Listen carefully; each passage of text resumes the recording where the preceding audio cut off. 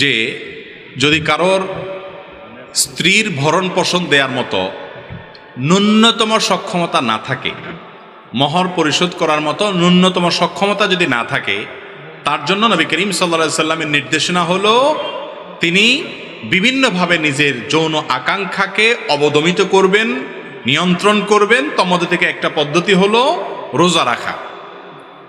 এর মাধ্যমে তিনি নিজেকে নিয়ন্ত্রণ করার চেষ্টা করবেন।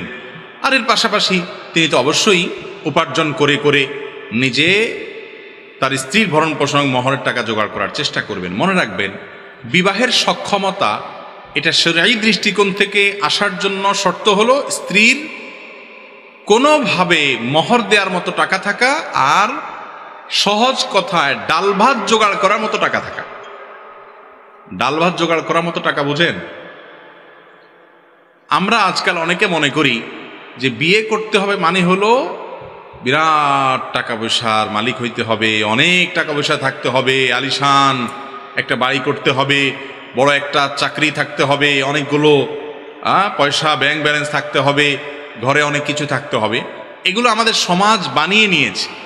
শরীয়তের দৃষ্টিকোণ হলো একজন যুবক বিবাহের উপযুক্ত, তিনি যখন প্রাপ্তবয়স্ক হবেন, তিনি যখন বালেগ হবেন, তিনি যদি ভরণ পোষণ দেওয়ার মতো মোটামুটি যেটাকে আমরা বলি ডাল ভাতদের ব্যবস্থা করার মতো ক্ষমতা যদি তার থাকে, তাহলে এই বেচারার বিয়ের সামর্থ্য আছে।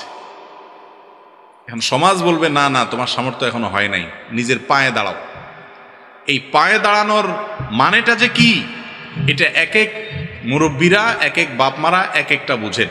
কারোর কাছে পায়ে দাঁড়ানো মানে হলো 50,000 টাকা বেতন চাকরি পাওয়া, কারোর কাছে পায়ে দাঁড়ানো মানে হলো বিরাট ব্যবসা প্রতিষ্ঠান করা, কারোর কাছে পায়ে দাঁড়ানো মানে হলো বিদেশ যায় সেখান থেকে টাকা পাঠায় ঘরবাড়ি করা, এরপরে যায় শহরে জমি কিনা, তারপরে সেই জমিতে কিছু করা, আরো অনেক কিছু করা, তারপরে 30-35 পরে যখন বয়সটা বুড়ার দিকে যাইতে থাকে তখন বলে যে এখন পায়ে দাঁড়াইছে।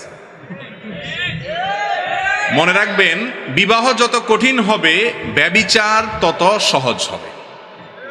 অতএব ব্যভিচার মুক্ত সমাজ গড়তে যুবকদেরকে সময় এবং উপযুক্ত হওয়ার পর বিয়ে দেওয়ার কোনো বিকল্প নাই। যে বাবা মা ন্যূনতম দায়িত্বশীল, ন্যূনতম তাদের মধ্যে দায়িত্ববোধ আছে, তারা তাদের সন্তানকে বিয়ের জন্য তথাকথিত পায়ে দাঁড়ানোর নাম দিয়া বুড়ো করে বিয়ে দিতে পারেন না। ভাইরা আমার, লেট ম্যারেজ বা দেরিতে বিয়ের যে ক্ষতি, এটা নিয়ে আধা ঘন্টা বক্তব্য দেওয়া যাবে। দেরিতে বিয়ের যে ক্ষতি, আমাদের মুরব্বীদের, বেশিরভাগ মুরব্বীদের খোঁজখবর নেন।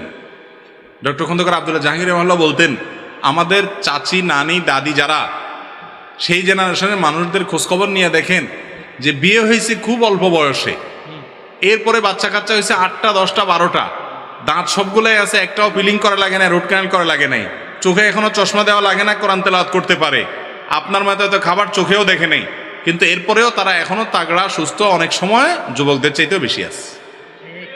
ঠিক না ভাই? ঠিক। তাহলে যুবকদের বিয়েকে বিলম্ব করা, এটা সমাজের জন্য ফাসাদ ছাড়া আর কিছু না। নবী করিম সাল্লাল্লাহু আলাইহি ওয়াসাল্লামের কথাটা আমার কথা না। তিনি বলেছেন, তোমাদের সন্তানরা বিয়ের উপযুক্ত হলে তাদেরকে দ্রুত ভালো কোনো উপযুক্ত পাত্রপাত্রী পেলে দ্রুত বিয়ে দাও, যদি না দাও তাহলে জমিনে, এই দুনিয়াতে, এই সমাজে ফাসাদ সৃষ্টি হবে, সে ফাসাদ কন্ট্রোল তোমরা করতে পারবে না। আপনারা পশ্চিমা দুনিয়ার দিকে তাকায় দেখেন কি পরিমাণ যৌন হ্যারাসমেন্টের শিকার হয় মেয়েরা, কি পরিমাণ, এবং আরো কত ফাসাদ আছে সমাজে।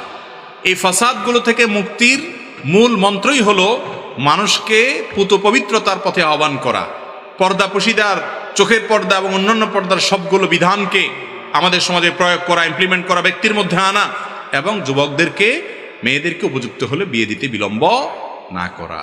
আপনার সন্তান সে যদি বিপদগামী হয়, আমি অনেক মুরব্বীদেরকে বলি, বাবারে, আপনাদের আমলে গুনাহ থেকে বাঁচা অনেক ইজি ছিল, পরিবেশ এত খারাপ ছিল না।